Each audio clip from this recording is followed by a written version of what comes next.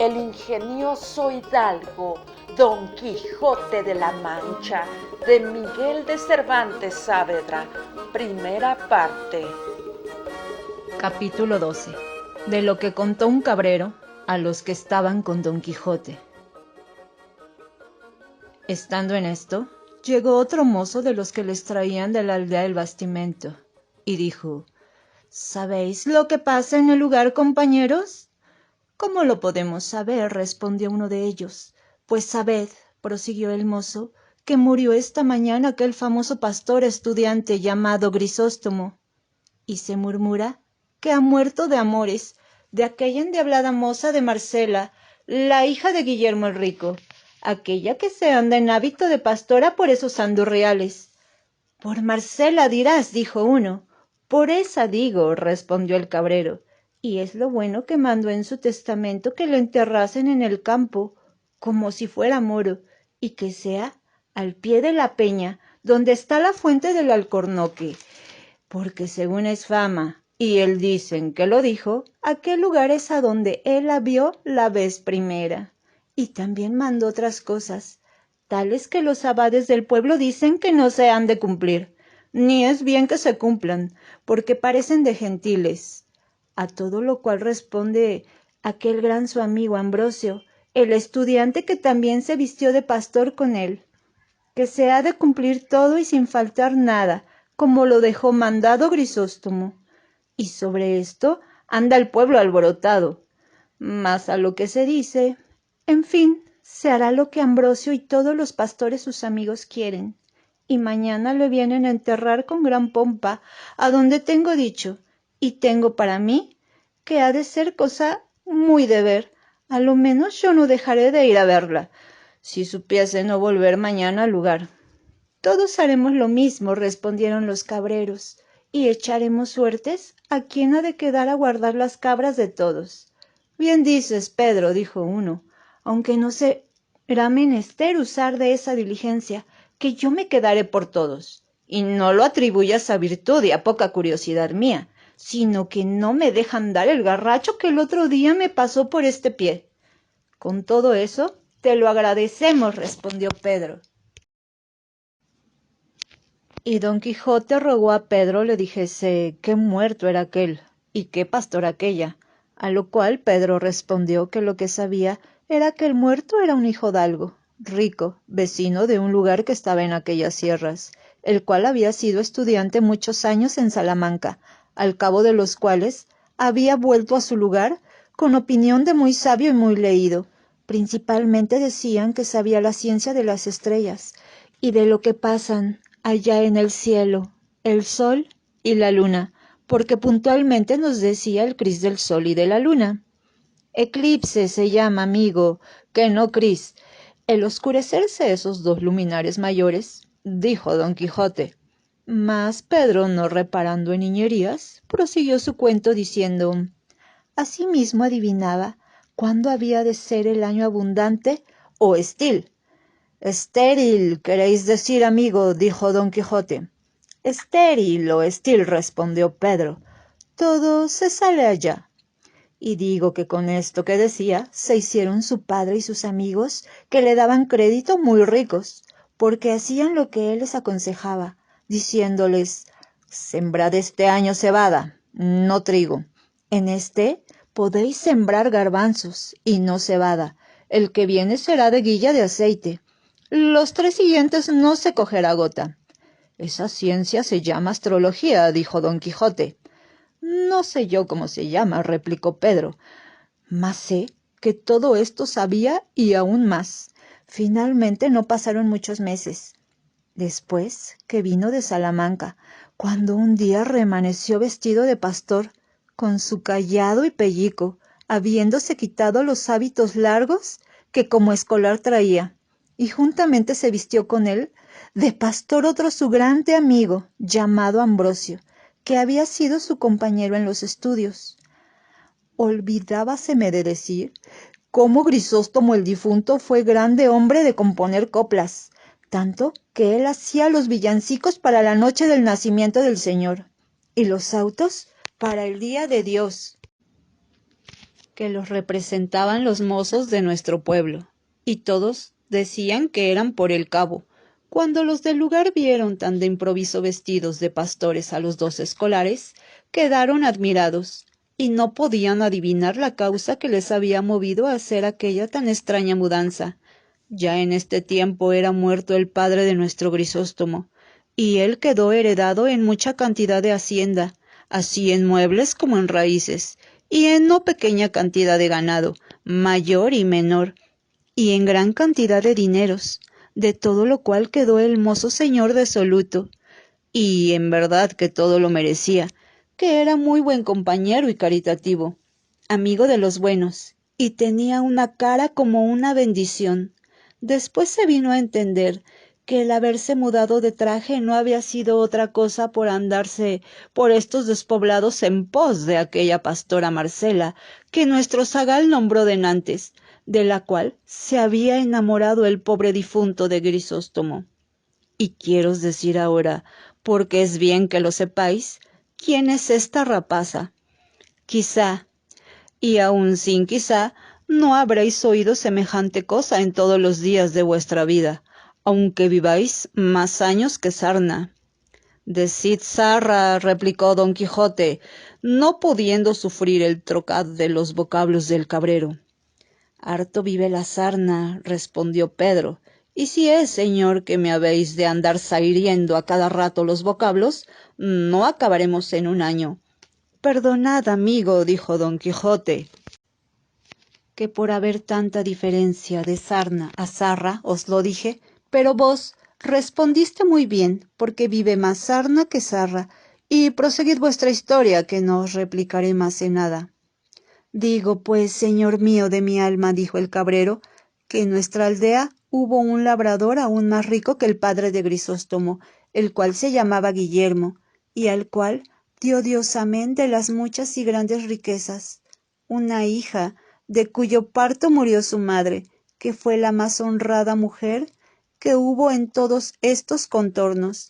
No parece sino que ahora la veo con aquella cara que del un cabo tenía el sol y del otro la luna, y sobre todo hacendosa y amiga de los pobres, por lo que creo que debe de estar su ánima, a la hora de ahora, gozando de Dios, en el otro mundo. De pesar de la muerte de tan buena mujer, murió su marido Guillermo, dejando a su hija Marcela, muchacha y rica, en poder de un tío suyo sacerdote y beneficiado en nuestro lugar. Creció la niña con tanta belleza que nos hacía acordar de la de su madre, que la tuvo muy grande, y con todo esto se juzgaba que la había de pasar la de la hija, y así fue, que cuando llegó a edad de 14 a 15 años, nadie la miraba que no bendecía a Dios, que tan hermosa la había criado, y los más quedaban enamorados y perdidos por ella. Guardábala su tío con mucho recato y con mucho encerramiento, pero con todo esto, la fama de su mucha hermosura se extendía de manera que así por ella, como por sus muchas riquezas, no solamente de los de nuestro pueblo, sino de los de muchas leguas a la redonda, y de los mejores de ellos, era rogado, solicitado e importunado su tío se la diese por mujer. Mas él, que a las derechas es buen cristiano, aunque quisiera casarla luego, así como la bella de edad, no quiso hacerlo sin su consentimiento, sin tener ojo a la ganancia y granjería que le ofrecía el tener la hacienda de la moza. Dilatando su casamiento, y a fe que se dijo en más de un carrillo en el pueblo, en alabanza del buen sacerdote, que quiero que sepa, señor andante, que en estos lugares cortos de todo se trata y de todo se murmura. Tener para vos, como yo tengo para mí, que debía de ser demasiado bueno el clérigo, que obliga a sus feligreses a que digan bien de él, especialmente en las aldeas. Así es la verdad, dijo don Quijote, y proseguid adelante, que el cuento es muy bueno, y vos, buen Pedro, le contáis con muy buena gracia. La del señor no me falte, que es la que hace al caso, y en lo demás sabréis que aunque el tío proponía a la sobrina y le decía las calidades de cada uno en particular de los muchos que por mujer la pedían, rogándole que se casase y escogiese a su gusto, jamás ella respondía otra cosa sino que por entonces no quería casarse y que por ser tan muchacha no se sentía hábil para poder llevar la carga del matrimonio.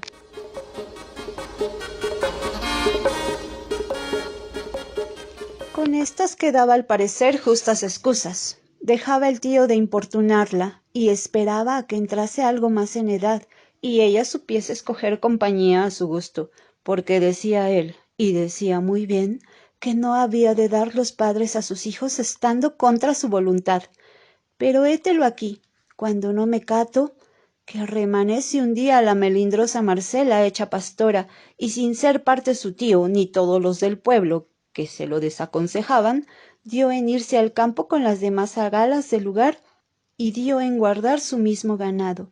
Y así como ella salió en público y su hermosura se vio descubierto, no sabré buenamente decir cuántos ricos mancebos, hidalgos y labradores han tomado el traje de Grisóstomo y la andan requebrando por esos campos, uno de los cuales, como ya está dicho, fue nuestro difunto, del cual decían que la dejaba de querer y la adoraba. Y no se piense que porque Marcela se puso en aquella libertad y vida tan suelta y de tan poco o de ningún recogimiento, que por eso ha dado indicio ni por semejas que vengo en menoscabo de su honestidad y recato.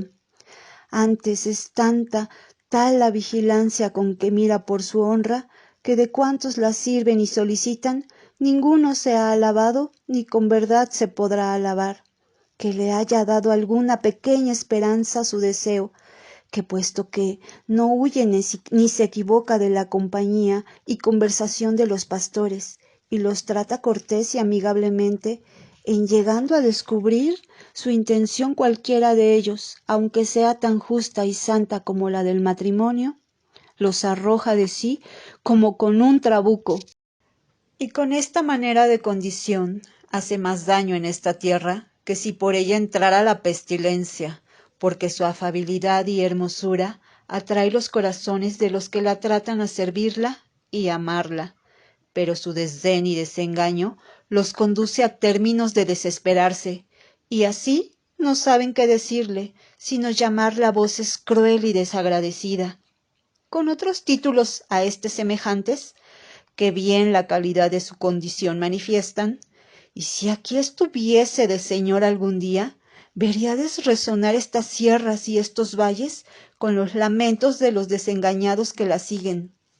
No está muy lejos de aquí un sitio donde hay casi 2 docenas de altas hayas, y no hay ninguna que en su lisa corteza no tenga grabado y escrito el nombre de Marcela, y encima de alguna una corona grabada en el mismo árbol, como si más claramente dijera su amante que Marcela la lleva y la merece de toda la hermosura humana. Aquí suspira un pastor, allí se queja otro, acullá se oyen amorosas canciones, acá desesperadas endechas, cual hay que pasa todas las horas de la noche sentado al pie de alguna encina o peñasco, y allí, sin plegar los llorosos ojos, embebecido y transportado en sus pensamientos, le halló el sol a la mañana. Y cual hay que, sin dar vado ni tregua a sus suspiros, en mitad del ardor de la más enfadosa siesta del verano, tendido sobre la ardiente arena, envía sus quejas al dichoso cielo. Y de este, y de aquel, y de aquellos, y de estos, libre y desenfadadamente triunfa la hermosa Marcela. Y todos los que la conocemos estamos esperando en qué ha de parar su altivez y quién ha de ser el dichoso que ha de venir a dominar condición tan terrible y gozar de hermosura tan extremada. Por ser todo lo que he contado tan averiguada verdad, me doy a entender que también lo es la que nuestro zagal dijo que se decía de la causa de la muerte de Grisóstomo.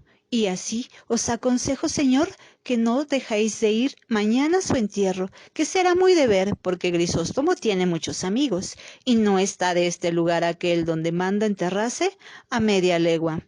En cuidado me lo tengo, dijo don Quijote, y agradezcoos el gusto que me habéis dado con la narración de tan sabroso cuento. Oh, replicó el cabrero, aún no sé yo la mitad de los casos sucedidos a los amantes de Marcela, mas podría ser que mañana topásemos en el camino algún pastor que nos lo dijese. Y por ahora bien será que os vais a dormir debajo del techado, porque el sereno os podría dañar la herida, puesto que es tal la medicina que se os ha puesto que no hay que temer de lo contrario accidente. Sancho Panza, que ya daba al diablo al tanto hablar del cabrero, solicitó por su parte que su amo se entrase a dormir en la choza de Pedro. Hízolo así, y todo lo más de la noche se la pasó en memorias de su señora Dulcinea, a imitación de los amantes de Marcela. Sancho Panza se acomodó entre Rocinante y su jumento y durmió, no como enamorado desfavorecido, sino como hombre molido a coces.